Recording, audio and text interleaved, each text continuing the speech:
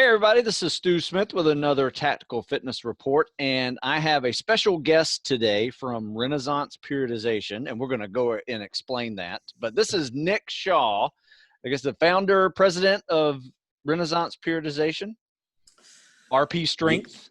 Yes, RP Strength. Yep. I know you were talking about the periodization name. You love it. I love it. A lot of us inside RP love it. Many outside of that might be not super familiar with that term. So we were like, hey, it's probably a little bit better to go by RP Strength. A few more people are familiar with that. So, but yeah, no, RP Strength, Renaissance Periodization, we're all about periodization.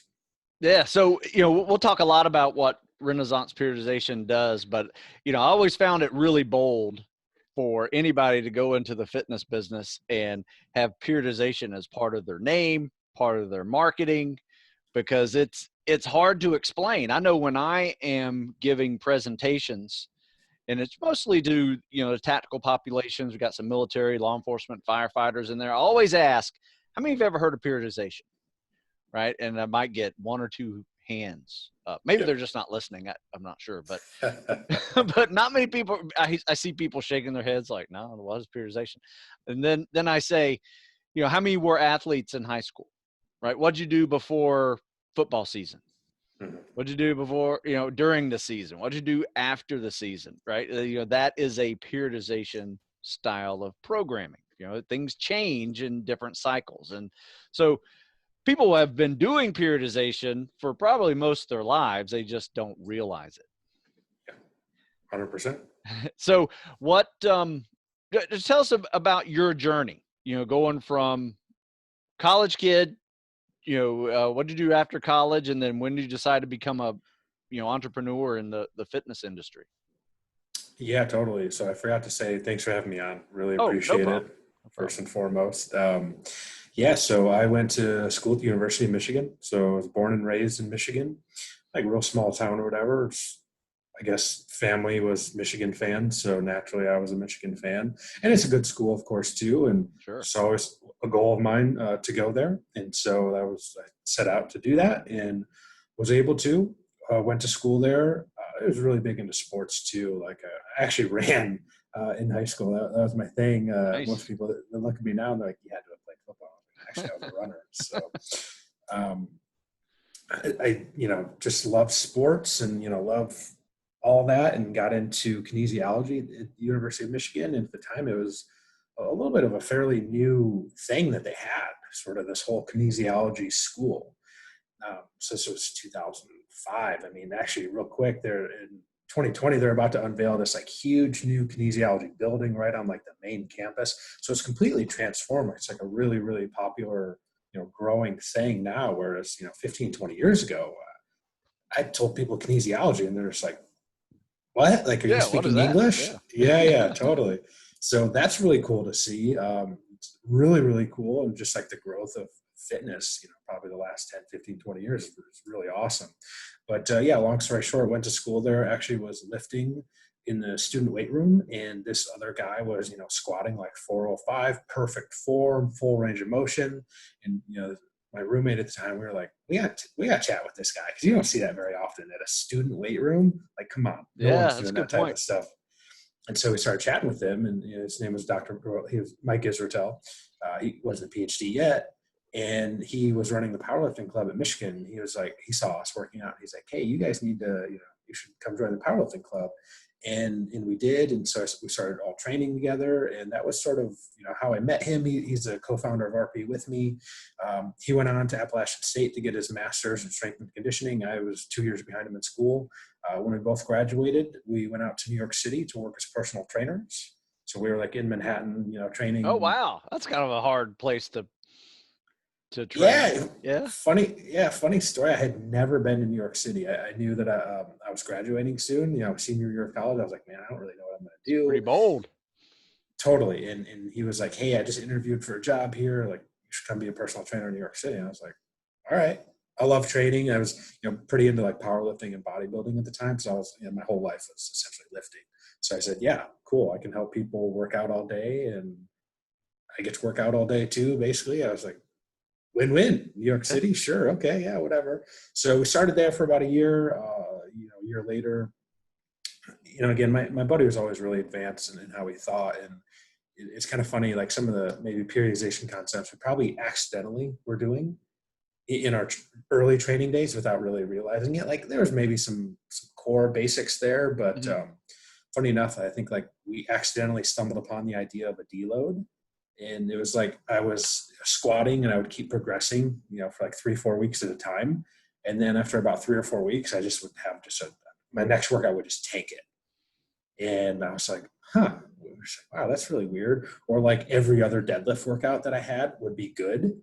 Right. And we couldn't really like figure it out. And, later on, he goes to a PhD program at East Tennessee State, which is like, I think probably the top in the, US for sport physiology, Mhm. essentially like periodization 101. Like you go there, that's what you're going to learn. And Nice. so it's kind of funny getting that knowledge and then looking back, it's like, oh, well, this actually now makes sense. Like we were accidentally doing some of this stuff earlier without really knowing the actual science behind it. So I was a trainer. He was going to school. He left New York City to go to Johnson City, Tennessee, at ETSU, and learned a ton. And sort of by, luck, kind of. Mhm. He was coaching people online. I was doing in person. We were constantly referring back and forth, and we were just like, "Hey, you should do online stuff with me," because we couldn't keep up. And that's really how RP started. This was, you know, almost a decade ago. Nice. Nice. I started online training in 99. You were like the pioneer, then the Back when pioneer. people had dial up, and Yeah, it was hard to send a big file to someone, with a lot of pictures and stuff. But for sure. Yeah, yeah, but yeah. yeah, No, that has been a big part of my business, and it enabled me to have this database of workouts. When yep. you train people online, you got to write it up anyway. So had this huge database of workouts, and you can just go nuts with a database. You do that for a few years, and next thing you know, you got hundreds of workouts to be able to write articles with, write new programs with, books with, and downloadables, whatever. And I see that's on Renaissance Periodization, the website there, you just have a great library of stuff that you sell there. Does a lot of that come from much of the online approach? Yeah, so I mean, we probably have a very similar idea of how we did things. We were doing online coaching, and it was sort of, I guess for me, it was a progression of one-on-one in-person training to being like, oh, well, if I do stuff online, I can get more accomplished in a shorter period of time. I can be more efficient. Like, hey, this is awesome. Like, I'm going to do that.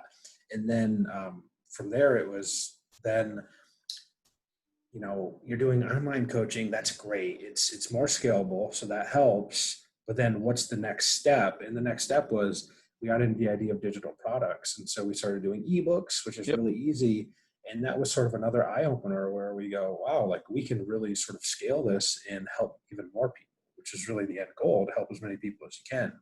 And then an ebook did well, so we're like, all right, well, how do we take the one-on-one model and how do we put that into a product, more or less? And so we came up with this idea of templates. So a template approach where you still get a lot of this good knowledge, but then you pretty much on your own to run through it. And of course, it has good directions and instructions on how to do everything, so the person's not going to be totally lost.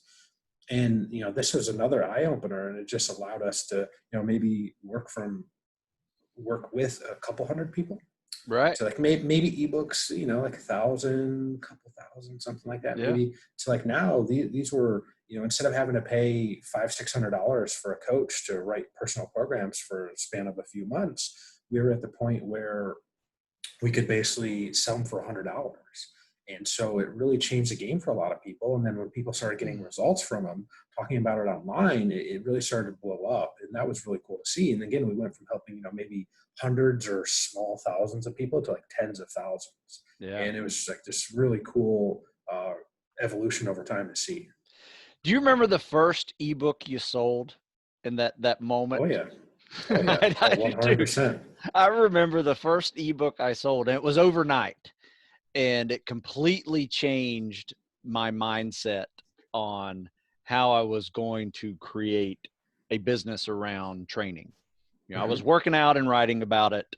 I was doing group training, personal training, I do an online training. And then when I started creating these downloadable products, it completely, it was my epiphany of this is what I can do. And like you said, you can reach so many more people with it, but you can also make money without working. Yeah. You never really stop working, but you know, it allows you to, like you said, grow.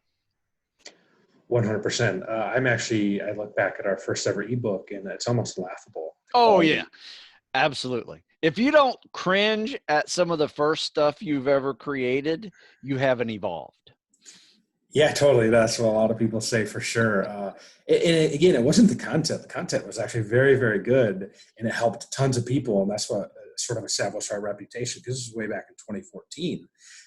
It's just kind of funny to look back now, like at the pictures inside it, and just like the Yeah. general layout. And like now, what we make is beautiful compared to that. So it's really funny. Yeah, absolutely. I've upgraded, with hyperlinks going to videos and, so it's really a cool way to, like I said, expand your business there.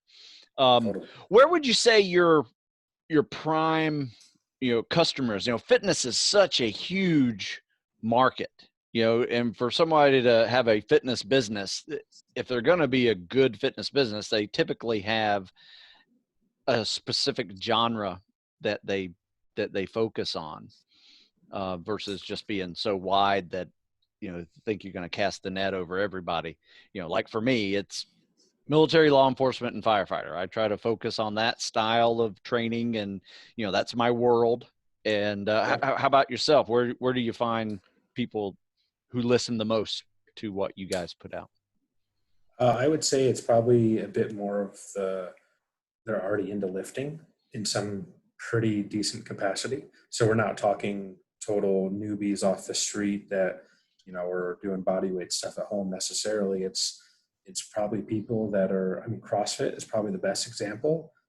People that take it pretty seriously, and power lifters, weightlifters, CrossFitters, people that do strongman, things like that. That's probably our core.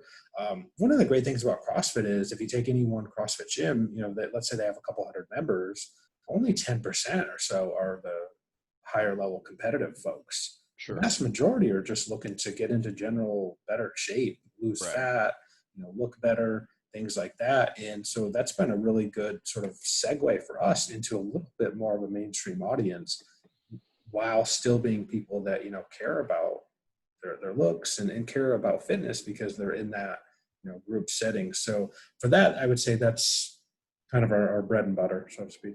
Yeah, understand. Well, speaking of bread and butter, nutrition, right? I know you have some great nutrition products. How is it that you have implemented, your training, and then you have corresponding, nutrition apps for it, nutrition programming, nutrition templates?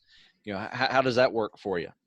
Yeah, so we went from an ebook, nutrition ebook, RP diet ebook, to these diet templates, which sort of laid out all the information in phases that people could go through. So you start dieting, and you're going to hit a plateau likely along the way. So you just move to the next phase, and all it's going to do is it's just going to adjust the calories for you, and you just sort of keep going through that progress over 3 or 4 months while you're dieting. And but these were Excel files, they were PDFs. They're okay. They're just static files though, so they Sure. don't really do everything perfectly. So we got into the app space, and that's been a very interesting transition. Software development's a whole different ball game than Sure. just doing digital files on a website. Like we've got a whole team of incredibly smart, talented software engineers that are in charge of the app, and it's really remarkable because essentially what the app does is it's a personal diet coach. So you enter in all of your relevant information: height, weight, body fat percentage, your activity levels for the day, your workout ratings. So what you eat, you can imagine, is going to look different if you're let's say a CrossFit mom working out 1 hour a day versus a tactical athlete training to go into special forces. that are training multiple hours a day, right? Like Right. they should hopefully eat a little bit different. And Yeah. that's what the app does, and it programs it all for you. And then it tells you how much to eat at every single meal. So you're like, hey, I want 4 meals, or I want 5 meals, or I want 6 meals, different things like that. And if you train twice a day, the app supports that as well. The only thing that it doesn't support right now is some crazy hours, like if you do night shift stuff, and that's obviously a very real concern in special Sure. forces. And so that option is actually coming really soon. Oh, That'll be nice. yeah, totally. Yeah, for sure. We've been working on it for a very long time. Nice. Turns out it's incredibly complicated, and it took a lot longer than we thought, but that is coming very soon. I would probably say fall of 2020. I don't have an exact date, Sure. but it really just does everything for you. So instead of having to pay, a coach, let's say $200 a month to be your nutrition coach, the app does this all via artificial intelligence in the app for $15 a month. Nice.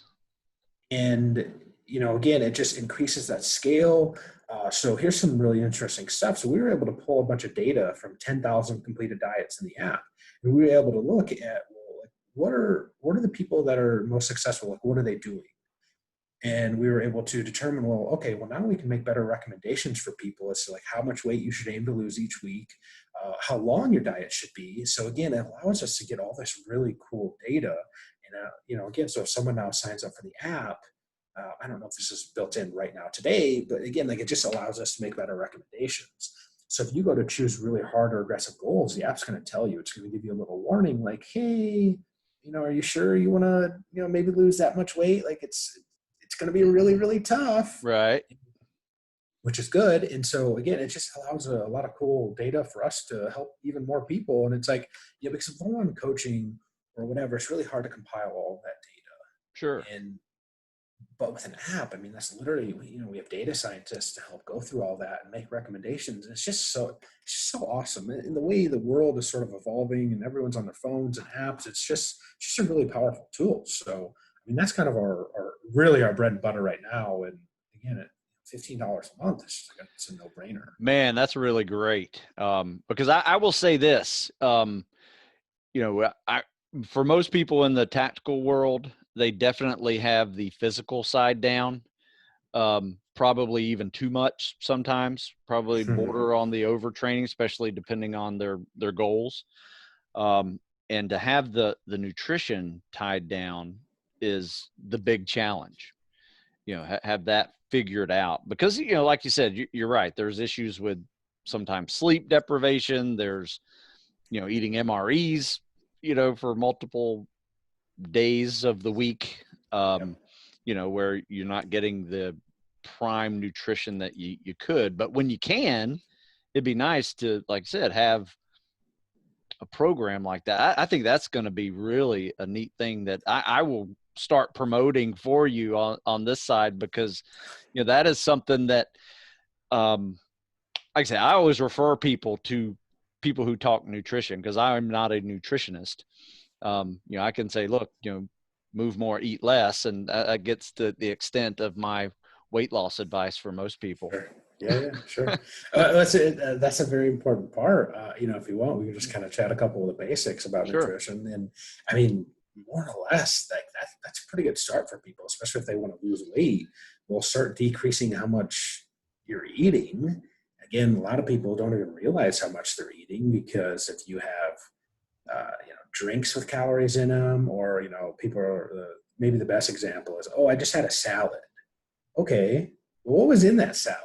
Well, it's got like a gallon of oil. It's got croutons. It's got bacon. It's got all this stuff. You're like, okay, you really didn't have a salad. There was some lettuce in there or whatever, but that's not Right. really a salad. So you can start looking at little things like that, and it can make a big difference.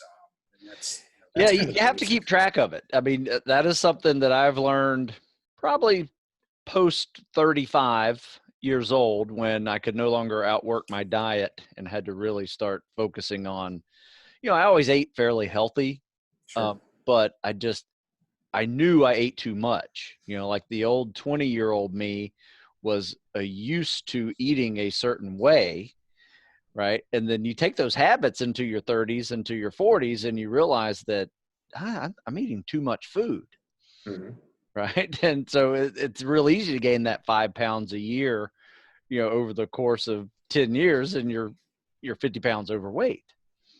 Totally. It's a lot easier to do that than people think, because you get stuck in these habits and you get used to eating the same amounts, where you might decrease your activity, or just as you get older, your metabolism slows down a little Sure. bit.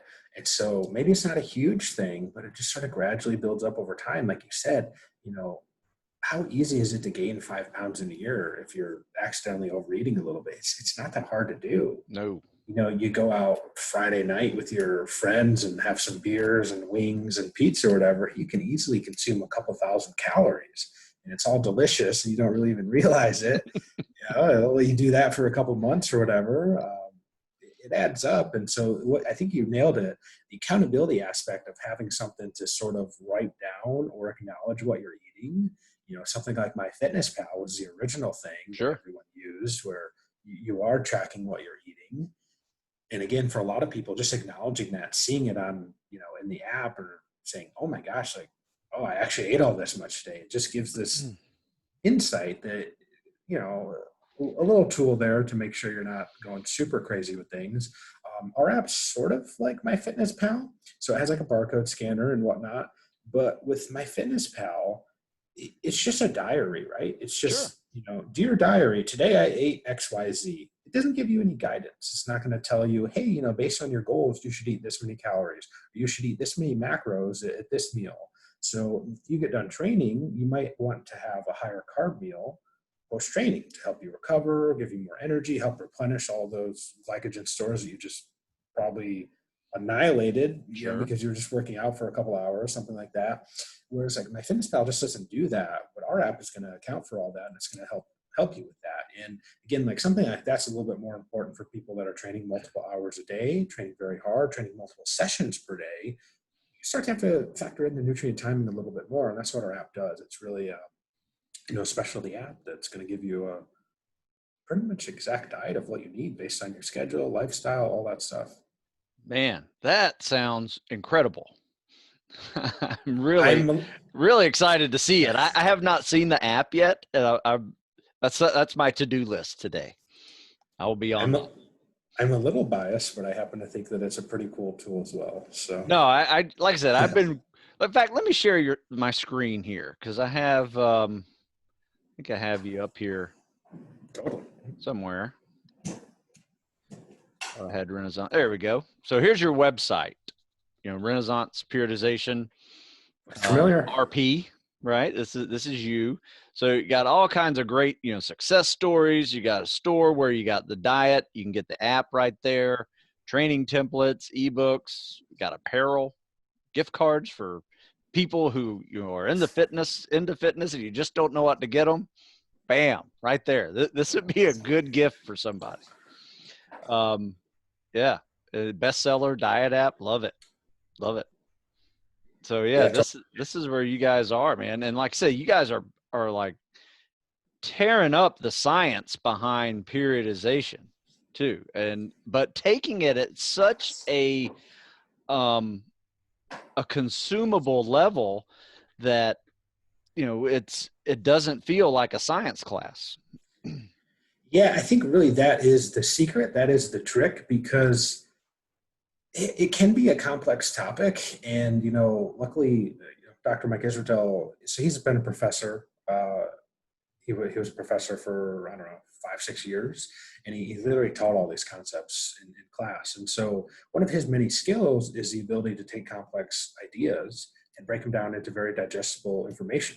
So again, like that goes back to the ebook being very easy to read. You read it and you're like, oh, wow, like this seems pretty basic. It's not basic necessarily, and people get overwhelmed because you have so many people giving different information when it comes to nutrition, when it comes to training. It's hard to kind of sift through all of that.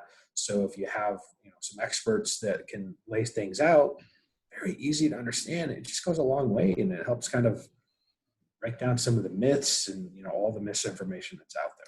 Well, one thing I really liked reading was I was reading about your cutting program, like your mini cut and your cut, because that's so if you're an athlete who has to lose weight, say a wrestler who has to lose weight quickly, or you're somebody in the bodybuilding that's trying to, cut before a competition type of thing. Those are dangerous times, in an athlete's training cycle, right? But you do it so well and give all these different warnings and warning signs, for the athlete to be able to kind of understand what they are doing, why they're feeling the way they're feeling, and be able to make adjustments before it gets to a point where they're so dehydrated that now they've made themselves sick. Yeah, totally. Well, so I think that used to happen a lot with UFC, and that's why they've made such huge strides to UFC Performance Institute, and they have a bunch of nutritionists and very intelligent coaches out there to help, so people aren't making these mistakes. I actually know the guy that runs it. He used to work at the University of Michigan.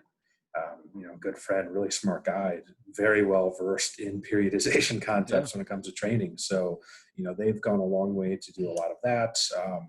They have Trifecta Nutrition, which is one of our meal partners, sort of meal prep delivery. Like all their guys are, eating the right things. They're very much doing the right things because, like you said, it can be very dangerous in specific instances, Sure. Especially when it comes to rapid weight loss. Right. So people trying to make weight for something specific, like a competition, powerlifting, UFC, whatever it is, people like to do some really crazy things because everyone wants to fight down a weight class, right? And, Sure. Okay, totally, that makes sense. So there are better ways to go about that, and so you don't. The number one thing to do is just plan ahead, so you don't have to cut all that much weight at the end. Absolutely. Now I know that's easier said than done, but imagine you're a football player that wants to lose 15, 20 pounds, or let's say you're trying to go into special forces training and you need to cut weight. Well, guess what? Do it 6 months before you get to training. Don't do it the month or two leading up to it, because you're just going to beat the crap out of yourself trying to lose weight. And then you get in, you're already kind of run down a little bit. Well, what's going to happen when you go through some of the hardest training in the world? You're going to get hurt, most likely. Yeah, absolutely. Yeah, I have football players that, played at a collegiate level that are trying to now lose 50 pounds, before they go into spec ops. And I say, take your time, do not be in a rush to do this. Like, get down to your normal weight of 200 or 210, and then we can get you in shape to be a spec ops guy. But, that's a journey in itself. They're two different journeys. Yeah. A lot of people think that when it comes to weight loss, they need to lose it really fast, or they're really in a hurry to do it. And, we live in an impulse society. Everyone wants everything overnight. Well, you tell me, is the tactical fitness community a little bit different in that regard? And that, they tend to just be a little bit more hardcore? Do they realize that, like, things don't come overnight? No, you know what? For the most part, I would say that I have rarely seen anybody trying to lose 20 pounds in 2 weeks. Every now and then I get somebody says, hey, I got 2 weeks before I join and I need to lose, a pound a day until I get there. I was like, whoa, so it's not that common. Most people realize there's really two things of it. And a majority of their weight loss can come from their progression of getting into the training, and ramping up their amount of calories that they're burning, but also balance out. That's where they have the problem, balancing out the nutrition. Because if you're a collegiate football player, you are force feeding just to stay big. Oh yeah. Those habits are hard to break. You need that little guy in your pocket saying, you don't need to eat this, Two quick funny stories on that. They're kind of related to this. So one, I used to work for the University of Michigan football team, and it was astounding. You would walk into like training hall or whatever, like the food that the athletes get to eat, right? And this is University of Michigan. This is big time football, like very big budget for a lot of this stuff. The foods that they had for these guys was just amazing. We're talking the best of the best. And I actually remember, so as part of like two-a-days and stuff in August, I mean, it was like mandatory. They would have like 2 bottles of Gatorade at like every single seat for every single person. So it was like they were going to make sure everyone got the appropriate calories because they knew how important it was. So that's story one. I just was always shocked by how well they ate and how much they ate. And they did a pretty good job of making sure like you couldn't really get up and leave without having to like, drink all of that. Just because again, when you're having to consume that many calories, it just becomes, you kind of have to drink some of it by default because it's It's almost so hard impossible. too. I mean, Oh yeah, it's hard to be a big guy in those sports. totally. If you're a 300-pound lineman, you're training 2-a-days and all that stuff. I mean, you might need to eat 900 grams of carbs a day. How do you do that if you're not drinking, some Gatorades and maybe eating some pizza and whatever? Like, Yeah. you just have to do it because your caloric expenditure is just so high that it's just, you're literally doing anything that you can to get in those calories. So that's story one. I just was always impressed by that. Story two. So I believe Dan Luna. Oh, of course. Yeah. Okay. Yeah. Sure. So he was on our podcast. I had him on mine. Yeah. No, Oh, yeah. he's a good guy. Incredible guy. Incredible guy. Love him. Yep. Good friend of mine. I met him through when I came up to the gyms up there near Annapolis and did a couple of seminars. That's how I originally met him. Stayed in touch. Really good guy. But anyway, so he was telling a story about when he went into Bud's training. He kind of took the opposite approach. You kind of picture like everyone showing up just like super jacked in the best shape, and he was like eating. I don't know. Shoot, what's the burger chain out in California? In and Out. Yeah, In and Out burgers. Yeah. That'll be good enough for this Yeah. story. He said he was eating that like all the time, and he shows up. Day one of Buds, all these guys are like D1 athletes, just ripped, like the best of the best. And then here's Dan. He's got this like little belly or whatever, and so I'm sure everyone was thinking like, this guy stands no chance. And he was one of what I don't know, 12 guys from his class that ended up the making it original through. guys. Yeah. Yep, the original guys, all that. And it's almost like, thinking back, it almost served to his advantage because he's going through all that really hard training. He actually had a little bit to lose. So it was almost like he started at a little bit better of a spot versus if you're too lean to begin with. I mean, what do you do? Because almost everyone loses weight in that, right? Yeah, you know what? They do a good job at feeding you if you consume a lot of calories, but they're not. You have it there to eat it if you choose to eat it.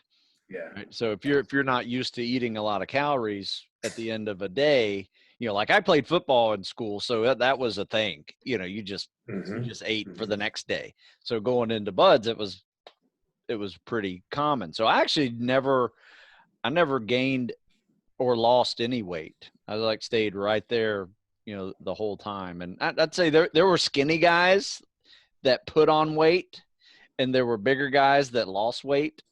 So it was kind of a mix depending on who you were and where your growth still was to come, because some of the guys are pretty young, when they go. I gotcha. So so it's kind of like people trended towards the average stuff. It was a mix, but regardless, having the nutrition nailed down for you it'd be really nice to have that in my pocket, because I go old school, right? So I keep one of these in my kitchen, right?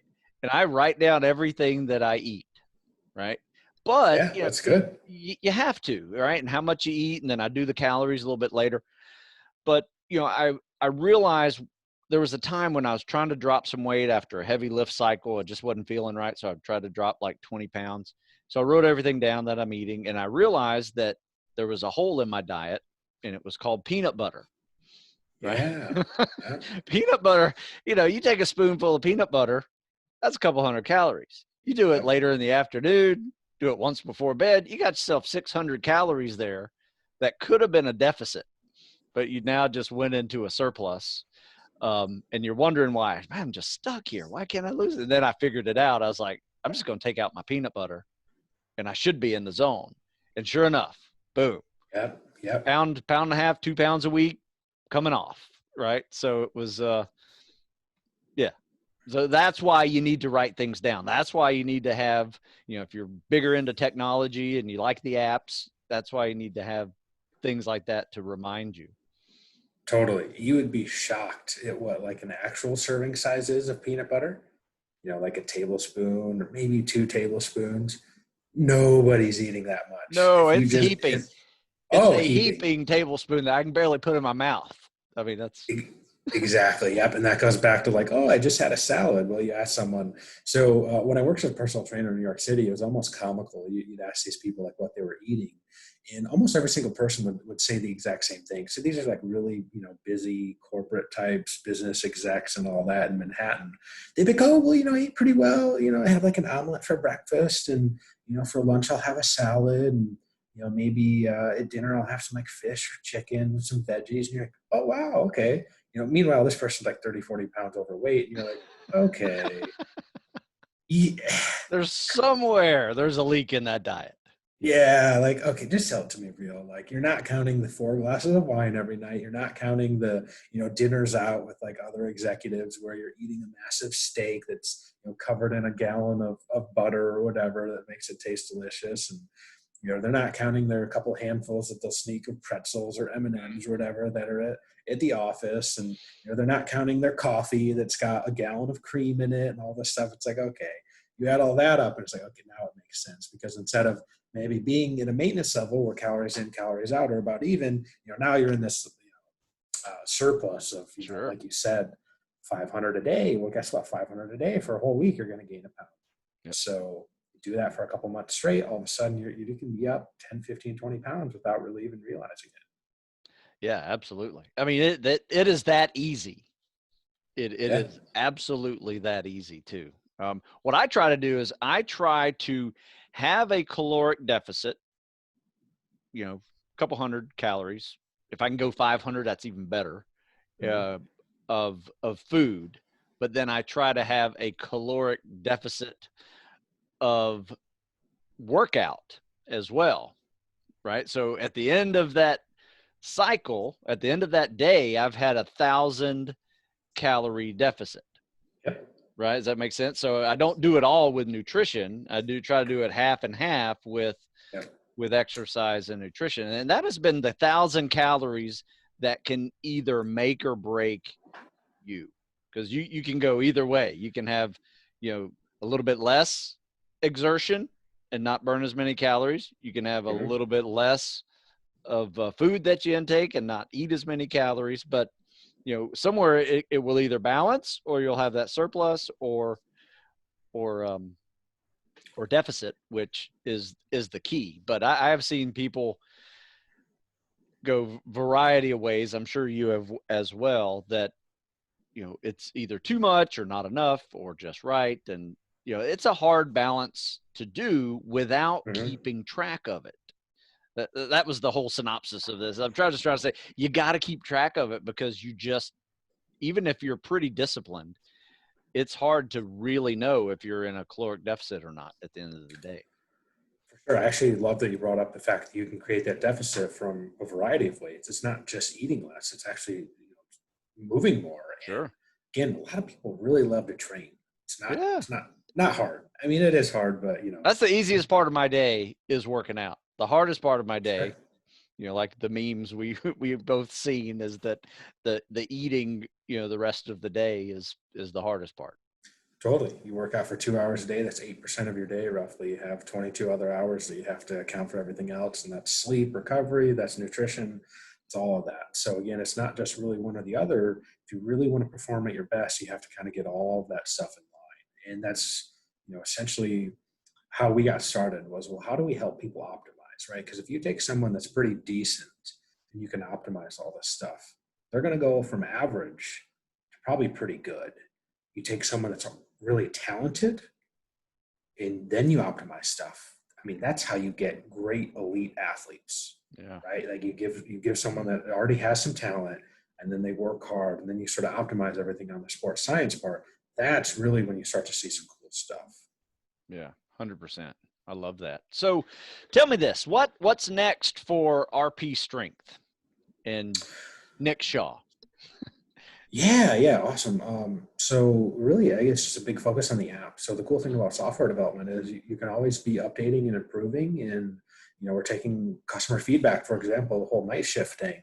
That's something that was pretty much from day one. People are like, "Hey, we love the idea of the app versus the old school paper templates, which is probably kind of more up your alley with the writing stuff down. Yeah. Totally cool."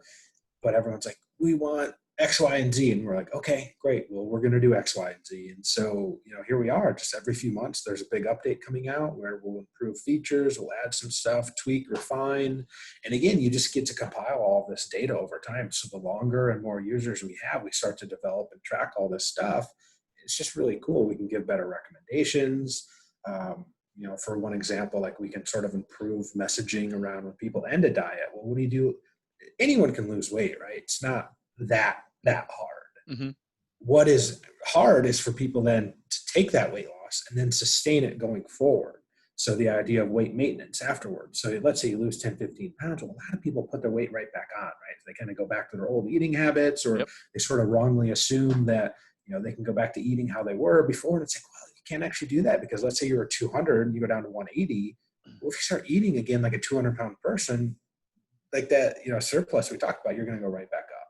So it's, hopefully maintaining habits that you implement throughout to put yourself in a better place to maintain. So it's, again, the app can help with messaging around that. And again, it does, give you meal reminders like, hey, don't forget to eat your, meal at 3 o'clock or whatever. So it kind of helps with that. And again, it just goes back to the whole idea of getting all this data and looking at it and being like, okay, well, these 5 to 10 things look like the people that are successful do these. So we can help tell people that. And we've got like a big Facebook group. It's actually really great. It's got 100,000 people in it. Oh, nice. So people, can trade tips, tricks, stories, little things that they did, recipes, all of that. And again, it's just kind of that community aspect too. So really just focusing on that and, helping people achieve their goals, whatever it is, right? It doesn't have to be weight loss. It can be maintaining your weight, improving your performance, right? Like you take a tactical fitness person that's been an athlete their whole life, they're in really good shape. They might not need to lose. Maybe they need to gain. Yeah. Whatever it is, it's like, we can help with that. So that's a long-winded way of saying the app, I guess, is what's, being focused on now. That's really awesome, because, as you tell me your journey, I feel a little smarter about my own journey, because my journey was very parallel to yours, right? Totally. With online training, and I wrote a book, and then it evolved into ebooks, and then it evolved into apps. And, now it's just a kind of a recreation of newer products, and, updating old products. And that's really a good business model. Like I said, I've seen you grow. I remember when Renaissance Periodization came out, and I'm like, wow, that's bold. Yeah, totally. Yeah. Again, it's one of those things we quickly realized, like, okay, like no one knows what periodization is, just like you said. And so people had a hard time sort of pronouncing it. They're like, Renaissance period, they stumbled upon it. We're like, okay, we kind of need a little bit of a simpler thing that's easy to say. And we're like, well, just kind of everyone started referring us naturally to as RP. Okay, we're just going to kind of roll with that. I love it. Let's just go RP. And we kind of added on the strength part because, again, like that was where we started, was working with people that were already into lifting, a bit more serious about it. And we've sort of naturally grown and expanded into a bit more of the general population crowd. But it's RP strength, just a lot easier to say than periodization. It's great. It's really, really great. I've found that, if I try to type periodization, it comes up with a red line under it in Word. If you say it in like a text, comes up as dot is Asian. It does not, nobody understands what periodization is, totally in the regular world. Well, yeah. I tell you what, sometimes people ask me, they're like, what is periodization? I'm like, okay, well, I kind of think for a second. I'm like, what's the best way that I can describe this? And I'm like, okay, it's just the logical sequencing of phases sort of next to each other, or, that is going to produce better results. So you do X strategically before Y so you can have better results. Like you put things in a logical order, a logical sequence to get better optimal results. You're not just kind of doing random stuff. A good example would be, you talked a little bit about football earlier. Well, okay. So if you're going to train differently out of season than you are in season, Yep. right? hopefully most people know that. I mean, you know that, of course. And then, how you might train right after the season. And again, it's probably going to look different than how you're training, or even how you're training at the beginning of the season versus the end of the season might Sure. also change. So you're doing different things through there. Let's say if you're a strength athlete, you want to get really strong. Well, periodization sort of says you're going to start by doing hypertrophy training because you're going to just try to put on muscle to get bigger muscles. Sure. Then once you put on muscle, you then make that muscle stronger. You start strength training. So what does that mean? That means, heavier weights, sets of, like 4 to 8 reps. Okay. And if you want to compete, like let's say you're a weightlifter or a power lifter, you want to compete on a specific date. Well, then once you're now stronger, so you've taken that new muscle you've added, again, you're, hypertrophy, let's say you're training reps of, 8 to 15 reps, like moderate weight. Okay. So then you go into strength training. Well, then after that, then you sort of peak, right? And so you put all these things in the right sequence to produce, the results that you want on a given date, more or less. Yeah. Imagine that. Yeah. Right. Yeah, that's great. I mean, that's exactly what it is. And what I've done is I've kind of taken it and applied the seasons to it. Mm-hmm. So, because when I say season, I mean fall, winter, spring, Totally. summer. Because there's no off season, in the tactical fitness world. So you have to kind of create your own in your training, so you're not overdoing it year after year after year of running and rucking and high repetitions and strength training and, mixing it all together. And, I've found that for me, I've been doing this for 20 years and coaching it this way is that, in our winter, we always needed to put on a little weight because it was colder.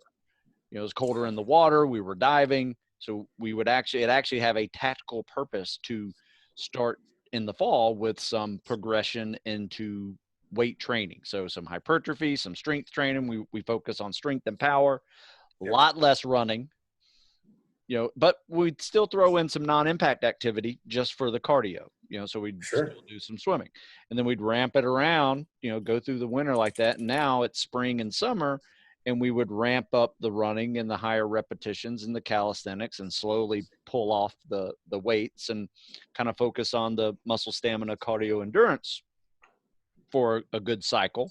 And then we just go back again. So the year just kind of naturally made this little bell curve. It just so happened to be the same bell curve as the sun. So as your days are longer, your workouts are a little longer. Days are shorter, your workouts are a little shorter because you're mainly, a lot less cardio activity in the fall and winter. And it just worked. It just worked operationally. It worked. People's mind were so ready to get out of the lift cycle that they're ready to do calisthenics and be outside. They're ready they're ready to go inside because it's starting to get cold. I want to stay inside and start lifting. So it was just a nice little physical and mental break that I've been trying to teach for 20 years. I call it seasonal tactical fitness periodization. So it's been a fun journey. I liked how you mentioned the mental aspect of it. So that sort of, in my head, that reminded me of, so a lot of people think that like gaining weight's easy, right? And so you can really have to cram in a lot of calories sometimes if you're trying to gain weight, because we all know the person that can eat, whatever they want and they have a hard time gaining weight. Like, I think we all know a guy like that. Oh, sure. It's funny. I had just seen an Instagram message, and this guy was like, I'm eating 4,500 calories a day and I'm not gaining weight. And I said, awesome. You're not eating enough. Like, sorry, I don't know what to tell you. I fundamentally don't know what to tell you other than you're not eating enough. And Wow. he was stuck in the mindset where he just wanted to eat like, quote unquote, only clean foods. I said, listen, I get it. That's a good idea to do most of the time. But if you are trying to gain weight and you can't gain weight, you can't eat any more clean foods. Like, you have to start eating tastier foods. Like, you just simply have to. And people think it's so easy, right? Because when you're dieting, all you think about is eating these delicious foods that you can't really eat as much of. And so that's the interesting mindset when it comes to periodization. So nutritional periodization says, well, you might do a cut to set up a more successful mass phase, right? You're kind of a little bit more primed for it. That's some great science you put in there too. I love that. Yeah, totally. Like, if you wanted to gain a bunch of muscle, well, let's say you want to gain 20 pounds of lean tissue. 20 pounds of muscle. Well, one, like that's going to take a couple years to do. Sure. Like, okay, you can gain 20 pounds over a summer. I mean, I did that once in high school. I was eating Wendy's and lifting like twice a day. Like, okay, you can do that. I was Beer and also, like, barbells. yeah, I was like 17, 16, 17, whatever. Like I was going to, gain weight anyways and grow muscle. Yeah, that's true. But again, that's like that logical sequencing and phasing works, right? And it works for a reason because, and I think part of it is the psychological aspect. So you get done with a mass phase, the idea of food repulses you basically. You're like, I want to eat less. Okay. So then you go and maybe like a little maintenance food, you start eating a little bit less. And then let's say, it's getting around to summer and you can get outside and start doing more, whether you want to look good for the beach or it's for performance reasons, whatever it is, Sure. doesn't matter. You then are looking forward to dieting and you actually look forward to eating a little bit less. And then of course, towards the tail end of a diet, well, what are you thinking of? You're like, oh, I can't wait to mass again and, eat kind of whatever I want. So it has an interesting mental component to it as well with the idea of periodization there. So Sure. thank you. Yeah. Thanks for saying that. It's really good. No, that's a really good point because, I never really thought about nutrition being part of the periodization program in that mindset. Obviously it is, but never thought of it as a mass building, form of periodization. And you're exactly right. Between this one end of the spectrum to the other, just as summer is to winter. Yeah.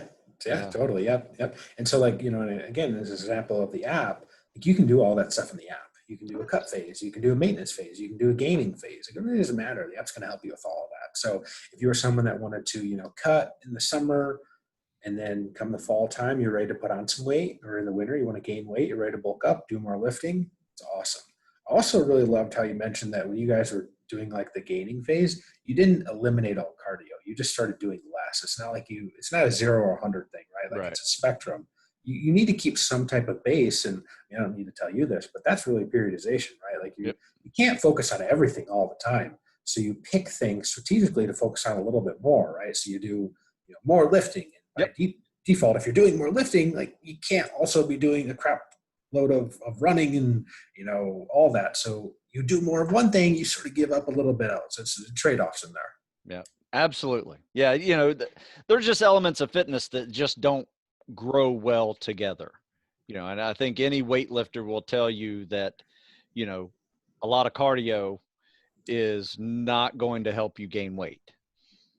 There's a really good reason that bodybuilders, the best bodybuilders in the world, aren't doing high intensity cardio, right? Like if they're going to go do cardio, like they're probably walking, right? Low intensity, something that's really easy to do, not going to interfere with training. There's a reason that marathon runners look like they do. Aren't lifting weights. They're not lifting weights. I remember, so again, I was a runner in high school. So I was, a nerd and was like trying to read and learn about it. And I think it was like the University of Colorado. Their coach refused to let them lift weights. And that's maybe a bit of an extreme. Yeah, I would agree. Yeah, right. Yep. They could only do body weight stuff, but it's like that whole idea where if you have more, if you gain weight, man, that's just a lot harder to run, especially distances. And I was like a fairly muscular kid in high school. It's all relative, of course. Sure. But I was running cross country at like 160, 165 pounds. That's a big cross country runner. Yeah, the kids that I'm running against are like 135, 140. I'm like, it's like I'm carrying a 25-pound backpack trying to run next to these guys. That is true. Like I was decent, but the elite guys, I just couldn't stay up with. And I was more of that like kind of middle ground. Like I wasn't a great sprinter. I wasn't a great at distance, but like mid distance, 4 and the 8. You sign up for pain when you do those. But like that was kind of my jam. Yeah, that's awesome. That teaches you a lot about training and mental toughness. Because that's all incorporated into that world, especially if you're a bigger guy trying to run. It was tough. Yeah, for sure, man. I mean, there's a reason that, I'm sure you probably saw this. If you're out for runs or whatever, well, the big guys are probably at the back. I mean, not all the time, of course, but they're probably struggling. The lighter guys, it's like, comes trade-offs. Some people are just better at certain things than others. And absolutely. When I was I was a big guy. I was, big for my height, 6 feet, 220, that's a little bit too big for me. But, when I realized I wasn't going to play football anymore, started playing rugby, which was a lot more running. So I started losing weight. That was helpful.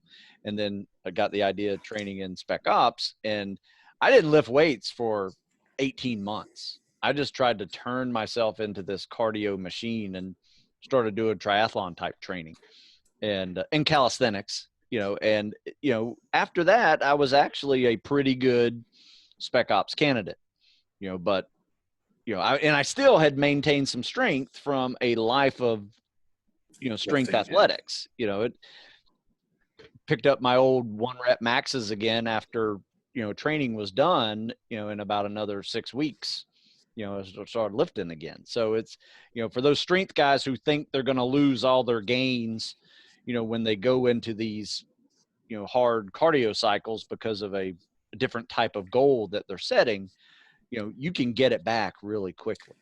Yeah, totally. You can definitely get it back pretty Yeah. quick. Yeah.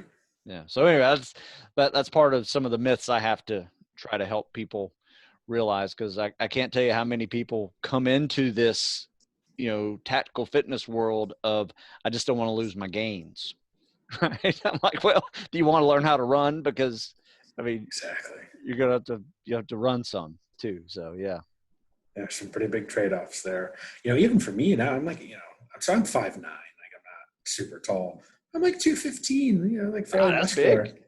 And, so I was training, I did Murph on Memorial Day. Like, man, that's tough to run. Cause, Good little you got a workout. 20 pound weight vest, so you're 215. I'm like, and again, I come from a cardio background way back in the day, but, now like everything I do is more or less lifting. So, I train, I specifically trained pretty damn hard on like the rower, and I'm not big on running outside. Treadmill, it's pretty lame, Yeah. but yeah, it's not fun, man. When you're 215, 220, then you throw a weight vest on. Like, it's hard to move when Oh you're man. And you turn 40 and you're 215, 220, and your it's first tough. mile of running, at least for me, my first mile of running, my body's yelling at me Yeah. constantly. Like, what are you doing? Mhm. Why are you even trying to do this right now? Everything hurts, I have to get a good mile in before the endorphins come in. I'm like, okay. So that's when I got on that. I got to lose weight. And so now my goal is just be under 200 pounds for the rest of my life, and a Yeah. little leaner and healthier, because, there's some health numbers that come with carrying that extra weight too. Blood pressure, triglycerides, cholesterols, you can have a lot higher numbers on those, when you're not taking care of that excess weight. Just, it's great to be strong, but if it's messing up those health numbers, it's not worth it. Totally. And one of the best ways you can be healthy is just be at a healthy body weight. Yeah.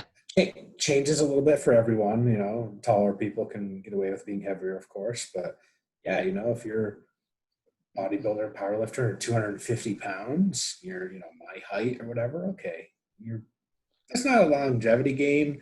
You're No, it's fun 200, to be that 210. big. It's fun to be that big Sure, and that it's strong, and, great. It's awesome. spend 10 years in the weight room doing that. It's so fun. But yeah, eventually, for your longevity, you're exactly right. You gotta, and it's helpful to track it. And if you like apps, you have to check out the RP Strength website for their app for sure.